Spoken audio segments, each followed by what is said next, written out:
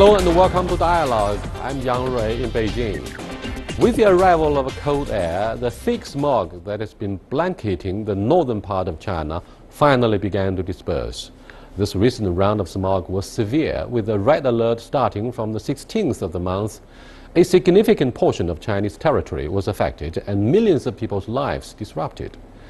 So how have the government and citizens been coping with this round of smog?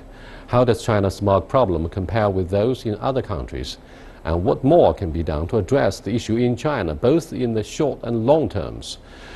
To discuss these issues and more, I'm happy to be joined in the studio by Wang Tao, Assistant Director at the CBN Research Institute, and Shen Yiyang, Senior Energy Consultant at Asian Development Bank. But before we begin our discussion, let's take a look at this. Hold your breath and head up 400 meters above ground. This is Beijing and what most of northern China looks like, as heavy smog chokes many of the region's major cities. The pollution has gotten a lot of attention. This smog is a disaster. Now that we have it, we have to face the problem and think hard about what to do next. And a lot is being done. Children are kept indoors and dirty factories are closed off. We stopped all work on Friday, put most of our staff on holiday. Now only those people who are in charge of maintenance and inventory are left. Officers are out on patrol to make sure that emissions don't exceed government limits and that dust is kept on the ground. But the sky continues to turn brown. Some are heading way south to places like Hainan, which boasts some of the country's best quality air. It's scary back home, so we came here to hide from the smog. We don't cough here anymore. Haikou Airport says they receive more tourists during the hazy days than during China's National Day holiday. And to those who want to leave the gray days behind, a ticket might still be the most immediate solution. What do you think of measures that are taken by the government to reduce the severity of the smog? Has it paid? Have the measures paid off? Well, I think so far the government has issued a number of measures since 2013, and the municipal government like Beijing has already put a huge effort and resources in replacing coal by natural gas and renewable, etc. But again, I think we need to emphasize that this whole process for tackling the smog is going to be a long-term process, a long-term campaign that cannot be done over 1 or 2 years. I think what we really need to praise for this round of government's response is actually they issued the red alert quite an advantage in advance, and that allows people to prepare for it and also to avoid the deteriorating of the situation. Compared with last year when everyone is complaining that the government didn't really issue the alert when the smoke was already over 500, I think this year they have made some significant progress. Yeah, looking back in our review, governments at different levels do deserve credit for making some efforts to promote transparency. But are they doing enough to win the trust of the general public? These people are both victims of the air pollution as well as perpetrators to some degree, because they still drive the car, they use the heaters. So what do you think of both policies as well as public awareness? Well, I think the public awareness is quite important. And recently I can see that from the social media that a lot of citizens pay their attention and also even criticizing about this smog issue. I think that will help the speed up of policy, regulation, implementation of the government, I think. But I don't think most of the social media would just praise the government, because they are the immediate casualty of the severity and adversity of the circumstances. So what is it that has made this process take so much time? You said at the very beginning that it's going to be a long process. What are the driving forces for the local GDP growth? I mean, do you think Let me put it in a nasty way. Do you think the local governments in some places conspire with the heavy polluting enterprises in releasing the pollutants? Well, that's a very difficult question, Henry. I think we are certain that the local governments depend on the taxations and also the job providers from those polluting industries. And also it's a fact that they have been relying on them for their GDP growth for so long. So there is accumulated reliance, and it's so difficult for them to transit their economic structures in 1 or 2 years. We know that we have been promoting the economic transitions and industry upgrading for many, many years. But in some of those places, they just cannot be so easy to be done. So, and also the support to them is sometimes also not sufficient. It is possible that in some cases we probably will find out some of those polluters trying to cut corners and get around of these inspections, and then probably still illegally emitting their pollutants even during the red alert or very bad polluting days. But it's I think it's something we have to address down to the root of this interest. Wang Tao painted us a very gruesome picture about the hide-and-seek game that may be happening at the local level. Is it true? What can you tell us about the difficulties that watchdogs have to go through so that they can figure out the truth and facts, so that the decision makers can be informed and the correct measures can be rolled out to cope with the problem? Okay, well, I think I'm a little bit more optimistic than him. So we all know that the Ministry of Environmental Protection, they are going to implement the so-called vertical management of monitoring system for local governments, local industry, and local companies. First of all, what is the vertical monitoring system? That means in the future, all the monitoring devices for air quality, water quality, those kind of things will be directly or somehow directly controlled by the central, I mean the Ministry of Environmental Protection. Are you suggesting clearly that the watchdog of the Ministry of Environmental Protection would enjoy a large degree of autonomy, free from the interference of local governments, so that they can exercise a very effective oversight? I think beyond that, that can give a strong signal to those companies who emit those pollutions, so they can prepare for that, to happen, and we can avoid them to doing this. So they're thinking about the future penalty, because according to the new environmental law, so penalty will be very, very much higher than the previous years.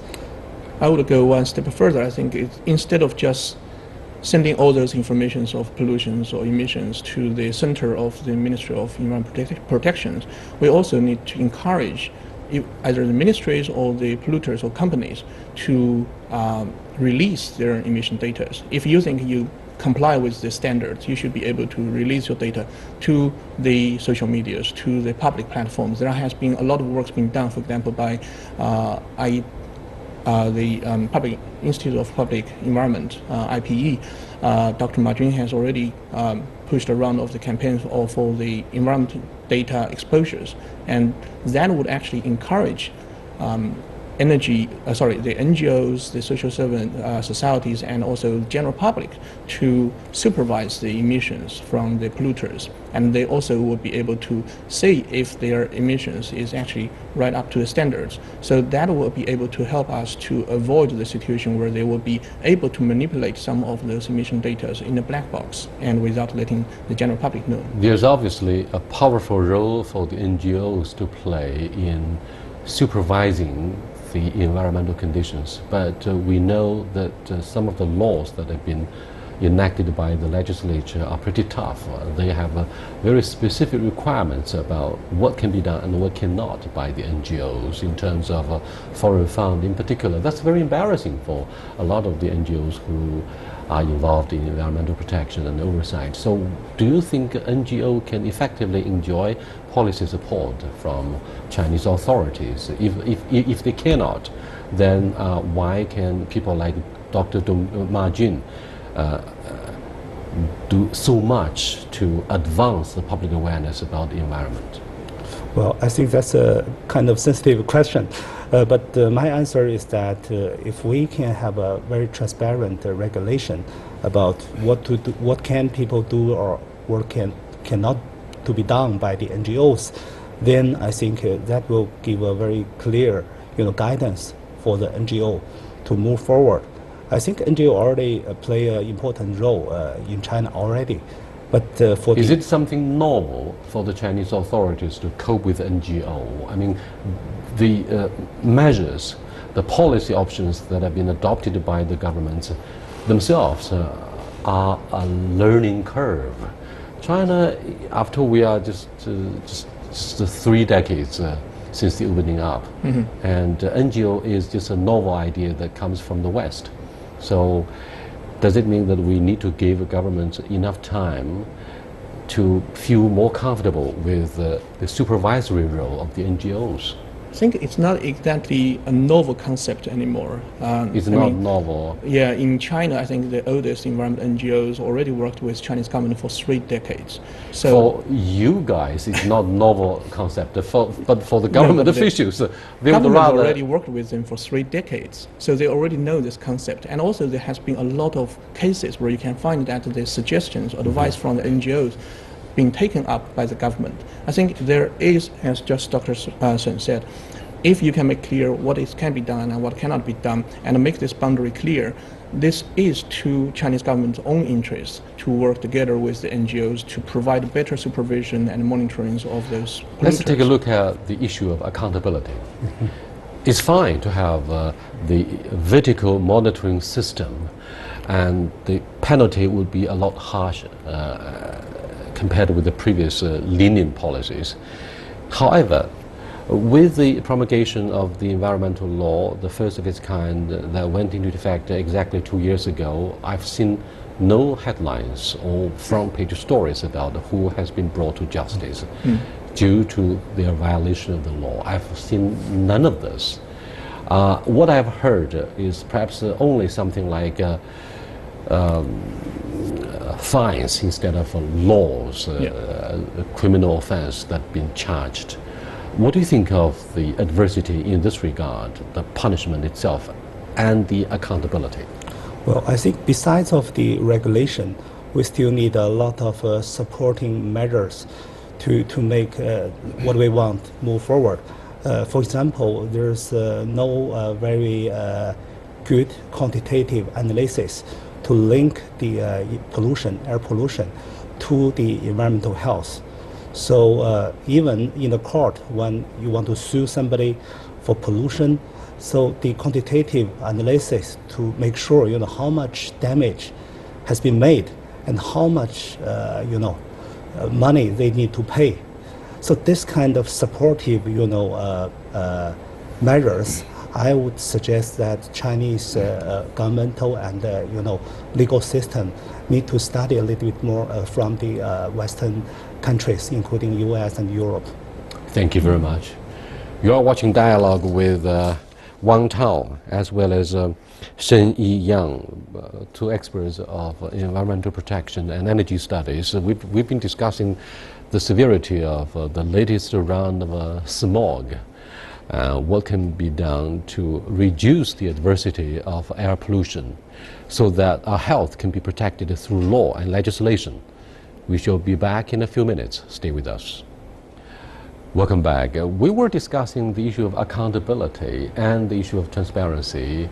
Now, at least 5 years ago, I can't remember clearly, but the former U.S. Ambassador Gary Locke and his embassy released the first report about the PMW 2.5 that alarmed the foreign ministry in Beijing, and we protested against their behavior. However, ever since then, every day, the citizens in China are talking about the PM 2.5, a very important index about the air pollution. So, but ironically, Ambassador Gary Locke left earlier, much earlier than we had expected, because of family concerns on the environment. Now, that's a very important indicator. Young parents are seriously concerned about the health of their children. Does it mean that we're going to have an exodus of immigrants or migrants who do not want to live here. On the other hand, we see we have a lot more opportunities, job creation opportunities here in the first-tier cities. So what do you think of the dilemma for young university graduates and for young parents? I think it's a dilemma.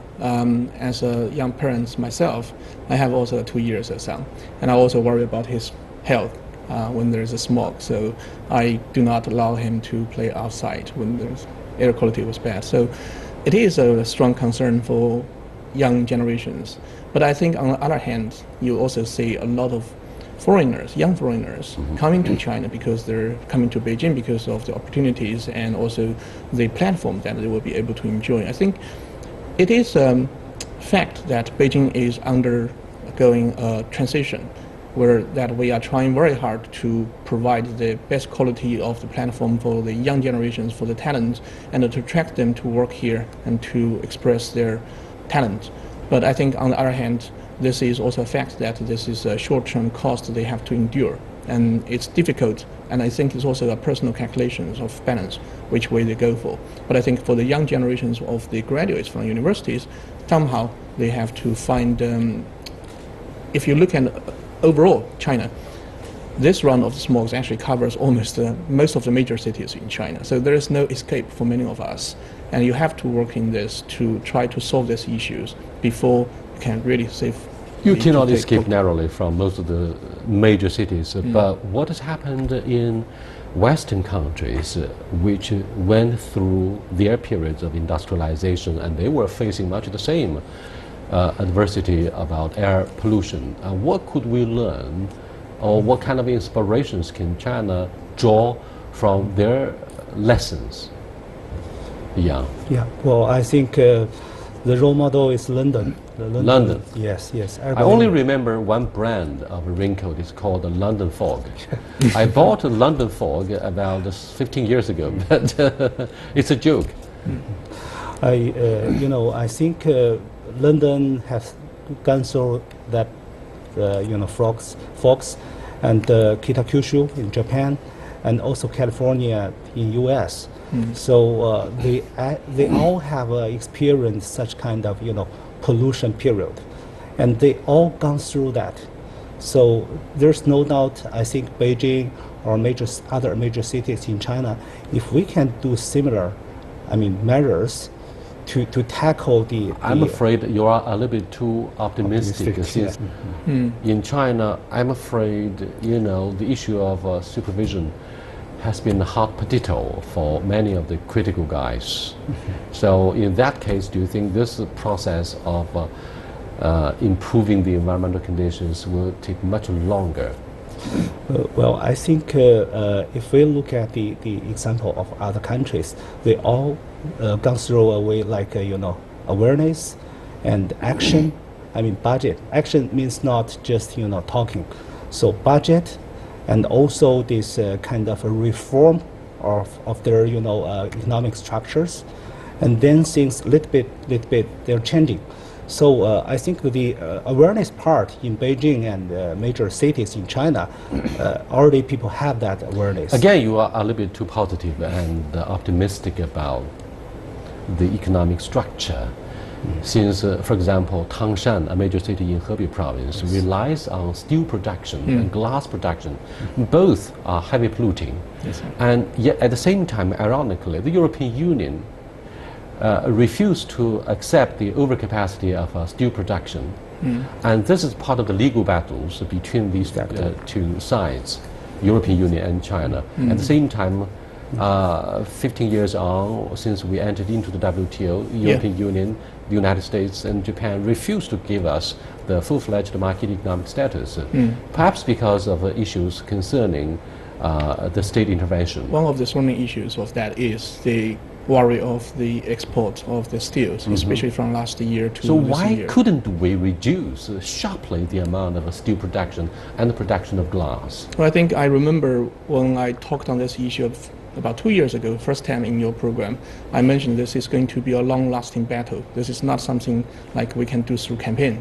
And in China, I think if we really want to tackle this issue, we need to focus more about the institutional building and the legislation, as you mentioned, and also to build up the force of the watchdogs like medias and the social societies to ensure that the polluters will be watched and to be supervised, and then they will not be able to give the chance to violate the emissions, to emission standards. So this is going to be built on piece by piece, so they will be able to have a framework. But I think it's difficult at the moment because the our government could be tough. For example, we did have the APEC Blue.